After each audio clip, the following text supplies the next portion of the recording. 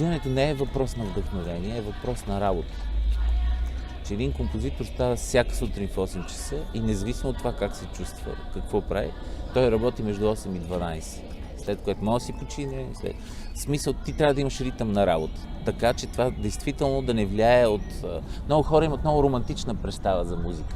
Нали си представят как някой си отваря чаша вино, сяда над пианото, букет с рози или красива жена го вдъхнява. Не, това е изключително тежка, мъчителна. Това не е съвсем случайна професия и хората, които се занимават с нея, трябва да я обичат, което значи, че трябва и да я намерят. И в този смисъл мога да кажа, че аз започнах като дете да свира пиано и това всъщност постепенно се превърна в някаква такава страст за мен. Никой ме е карал някой, нито нищо. Но всъщност първо аз започнах, не съм учил в музикално училище, в последствие завърших консерватория в другия край на Европа, в едно от най-престижните училища в Холандия. В България не съм учил музика, учил съм философия първо. И всъщност, действително тази любов към музиката е нещо, което съм поддържал в сърцето си и никой за нищо не ме е карал, нито съм бил длъжен да правя. Не, първо чуваме звука, после те се обръщат и виждат, че ги преследват едни хора и че ще ги трепат в крайна сметка. Тоест на един... Това е заплаха! Аз имах кариера в музиката 90-те години и бях доста... не мога да се оплача от това, което бяхме постигнали, но на мен лично не ми достигаше нещо, което в чисто личностен план, като композитор исках да... И за мен това не е достатъчно много да те харесват. Аз това съм го имал. В смисъл и мога да го правя, знам как се прави, но не това е моят избор. Моят избор е да се занимавам с нещо, което ме развива вътрешно и което ще остане след мене. В този смисъл мисля, че това, което ми се случи от 90-те години, ми помогна по някакъв начин да направя една такава по-сериозна крачка по-късно. Но за мен не беше достатъчно и си мисля, че това е хубаво. Действително, особено младите хора си дадат сметка за това, че това да те показват по телевизията и да си много популярен, това не изчерпва това, с което един творец се занимава. То е далеч по-важно, далеч по-смислено. Човек трябва първо да себе си той да хареса, а ти харесваш себе си, когато намериш собствения си глас. И въпросът не е до харесване, а е до изразяване. Когато се усетиш, че се изразяваш чрез нещо, дали чрез музика, дали чрез нещо друго, и това не зависи от това дали някой ще те хареса или дали това се продава, тогава ти си много силен и тогава ти подчиняваш всичко останало.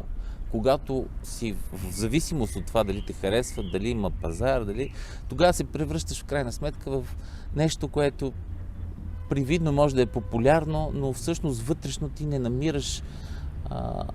намираш някакси място, на което трябва да стоиш, като личност, като уникалност.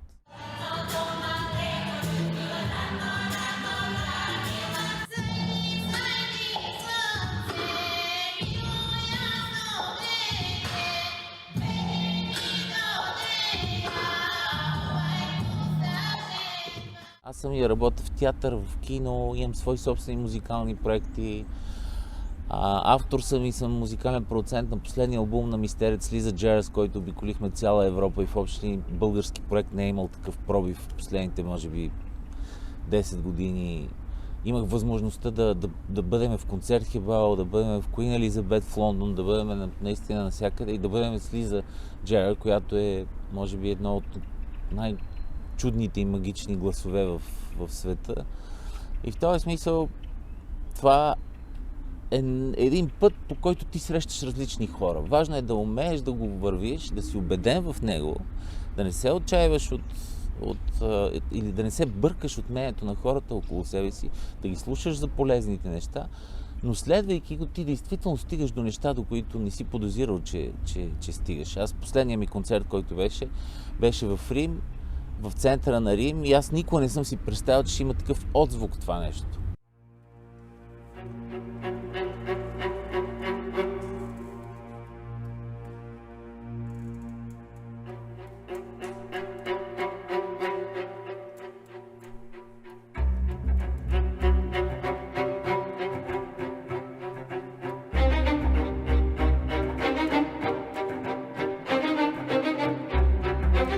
Последният ми проект се казва "Песента на ветровете" и той е свързан с участието на инструменталисти от няколко различни такива музикални, да ги наречем, свята.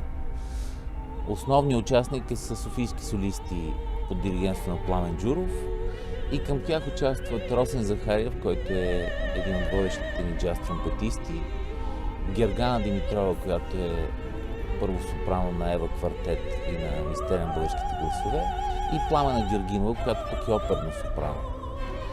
И това, той се казва "Песента на ветровете" и е по някакъв начин вдъхновен от метафора на вятъра и на смесването и динамиката на музиката.